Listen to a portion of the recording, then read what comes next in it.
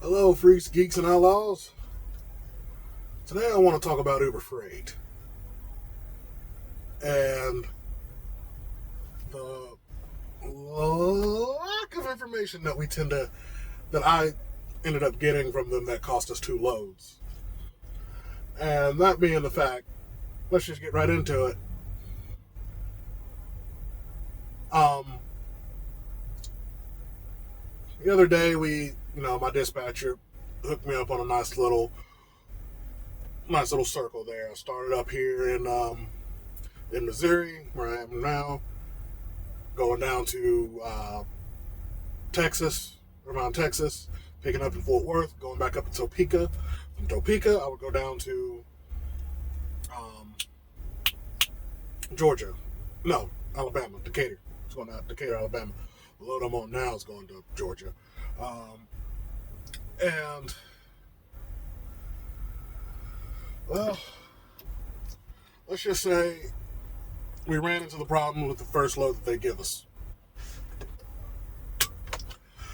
The first load they give us picked up at Springfield Underground, which, if there's any drivers out there that's been to the Underground, they'd know there's 25 warehouses and three different companies with food-related stuff. I think. I know when he told me there's three different companies that ship out of there, but there's actually six companies in that warehouse or in that underground. If Google's to be believed. So all we got from Uber Freight was an address. Just an address. Nothing else. Just an address. Normally that wouldn't be a problem because you can look up the address and see what business is there. And if there's more than one business, usually the suite number's in the address too to let you know which part of the building you need to be on. So that being said, I didn't think nothing of it not having the business name. The Qualcomm message I got specifically said, I think it's Kraft, but I don't know. And I'm not putting any blame on my dispatcher for this because at the time, I had no idea I was picking up at the underground, and even when I looked the address up, it didn't quite click because all that showed up was Kraft bulk cheese. It's all on one side of it was Kraft bulk cheese. On the other side of it, it was. But I wasn't aware that it was the underground mines. I wasn't aware that it was the Springfield Underground because the Springfield Underground isn't what came up. Kraft bulk cheese is what came up when I looked up my address. So, fast forward to me getting there. I get checked in. Or no, I don't get checked in. I go to check in, and the guy's like, all right, so where are you picking up? Where are you going? And I told him where I was going, which was around Texas, and he's like, no. Where are you going in the facility? I said, well, what do you mean? He goes, dude, I've got three different companies here and 25 warehouses. I need to know where you're going. And so I start running through my numbers, and he's like, none of these numbers make sense to me unless I know where you're going. And like, well, even if they did without knowing where you're going, I can't help you. All right, so I call Uber Freight. Uber Freight's like, oh, well, there isn't a name for the company that you're picking up for. There isn't a warehouse number. The numbers that you have aren't jiving. And there isn't even contact information. He goes, all right, hold on, let me try to figure this out. And all I can sit here and think is, how do you have nothing? Don't get me wrong, even Google sometimes, when you Google an address trying to get a number, you might find the address, you'll find the name that's attached to that address, the business name. Sometimes they might not have a contact information. Sometimes it happens. But to just absolutely have absolutely nothing. So I let dispatch know, and I let my boss know, and he calls me, and we start trying to brainstorm ideas, and I'm just sitting there. And I offered us like, and then we come up with the idea to call the delivery. I was like, all right, yeah, I can do that. Dispatch or boss man goes, no, that's not your job, that's our job. I'm like, all right, I'll wash my hands of it, sit here and wait. We sit there and talk for a little bit because he knows I'm aggravated. I sent off a angrily worded text message to my dispatcher, only for him to, at the end of the whole thing, he comes back and tells me, he goes, now I'm not gonna harp on you, and I'm only gonna say this once, because I understand that you were aggravated when this all going down. I understand that you were aggravated, but a please would be nice next time. Referring to the text message I sent, because I basically said, we're not doing this again. We're not getting a load with no information on it again. We're not doing it. And that's the long and short of what I said. It was a little more aggravating than that, while still being professional without saying please. I basically told him that's not what we're doing, when I just should have asked.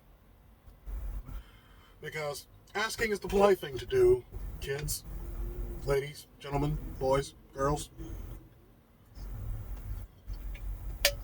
I get a lot farther with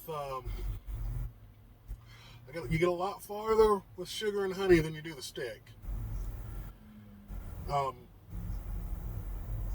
So yeah, keep that in mind, kids. Anyway, so dispatch calls down there to Texas and finds out where we're picking up. She finds out where we're picking up, only for it to turn out that this load is nowhere near ready. They told her it was on hold. And so, I'm getting that all situated and figured out. Uber Frieght goes, ding, we're not getting anywhere with this load. Let's take them off of it.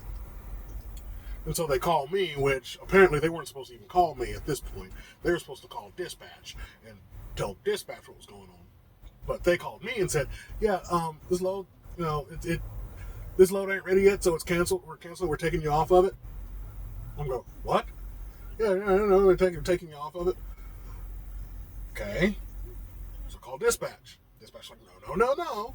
It's supposed to be just on hold. Listen, well, they called me and told me it was canceled. Who called you? Uber Frieght. Well, they weren't supposed to call you. They were supposed to call me. I don't know what to tell you. They called me. It's like, all right, well, you just sit there and you wait. And I'm going to get on the phone with him. She calls him up, gets on the phone with him. And come to find out, yeah, the load's canceled. I'm supposed to go over to a truck stop. Oh, the irony, because where I was going was like, because I'm actually back at the truck stop I was at before I picked this load up, where I was supposed to go pick this load up. And I didn't want to come back here because apparently, maybe it was just a busy day because I got here later than this. I got here later than this on that particular, a couple days ago. And it was already, this was the only spot that I was comfortable with getting. I'm near the spot that I was comfortable getting. So, I didn't want to come back here. So I went to the TA over in Stratford. Only for the load that I ended up getting, the load that I just picked up, to be right across the street from this Flying J. So now I'm 18, because where I was like 6 miles from the Loves, or not 6, well, 6 miles from the J, 6 miles from or 8 miles from the J, 6 miles from the TA. And I ended up being like 18 miles from the J up there in Stratford. But I didn't want to be down here because because it was so packed out last time, I didn't want to even give it a try because it was about the same time of day. So But yeah, getting back to Uber Freight. Um, my warning to anybody out there doing Uber Freight who's using Uber Freight, this is a problem that only is very specific to this situation. This problem is specific to this situation of picking up at a facility like that.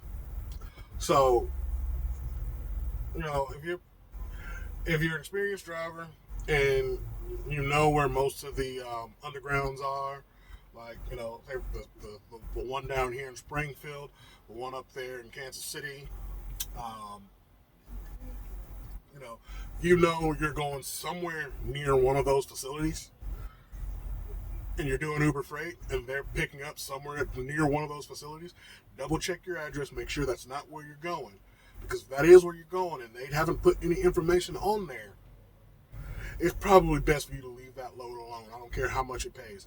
Unless they can give you all the information that you know you're going to need, which is the name of the business you're picking up at, warehouse number, a dock number, whatever. It's not as bad up there at Kansas City, because you can usually just show up there with a pickup number. I think there's just one company that uses that underground up there. But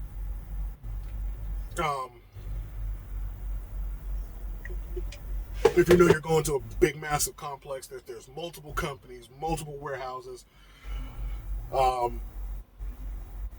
like a port, anything like that. Double check your address, especially if there's no company name. If there's no company name, you double check that address. Make sure that it's just one company there, one business there. There's more than one business there. You need to make sure that you know which business you're picking up at. Make sure you have all the information you need, because man, when I say I went from zero to aggravated like that, I went from zero to aggravated like that, because it made no dang sense to me why you couldn't have this information and why it was so darn hard to get. And so now, instead of having a nice packed weekend of going down to Texas, picking up out of Texas, going up to Topeka, coming back down to Georgia, I got this load that's 712 miles. I'll be down there in Georgia Sunday.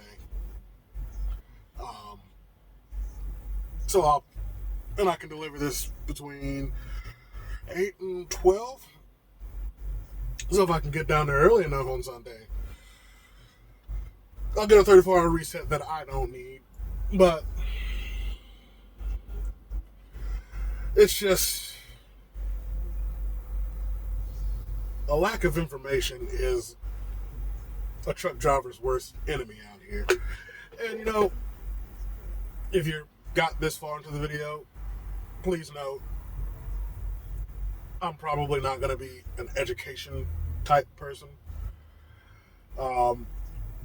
If it is education, it's literally learn from others' mistakes kind of experience. So I'll have my mistakes. I'll tell you about them so that you don't do them. No matter how much experience you got, we're all still learning out here.